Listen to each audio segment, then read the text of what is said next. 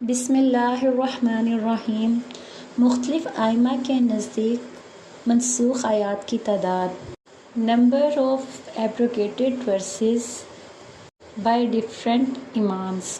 ناسخ اور منسوخ لغت میں کسی چیز کو مٹانا، تبدیل کرنا اور ایک مقام سے دوسرے مقام کی طرف منتقل کرنے کا نام ہے۔ لغوی اعتبار سے نسخ کے دو معنی ہیں۔ ایک تو ازالہ ہے، یعنی کسی چیز کو زائل کرنا، اور دوسرا ہے نقل کرنا، یعنی اگر ایک کتاب سے کوئی چیز نقل کی جائے تو کہا جائے گا میں نے کتاب کو نسخ کر دیا۔ اصطلاح میں شریعت کے ایک حکم کی جگہ دوسرے حکم کا جاری ہونا نسخ کہلاتا ہے، کیونکہ بعض احکام کا تعلق مخصوص صورتحال سے ہوتا ہے۔ جب وہ مخصوص صورتحال ختم ہو جاتی ہے تو اس کا حکم بھی پھر باقی نہیں رہتا۔ اس علم کے سب سے مشہور ماہر امام شافعی رحمۃ اللہ علیہ تھے۔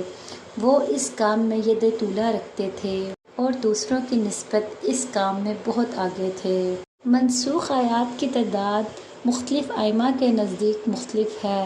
متقدمین نے تقریباً 500 آیات کو منسوخ قرار دیا ہے۔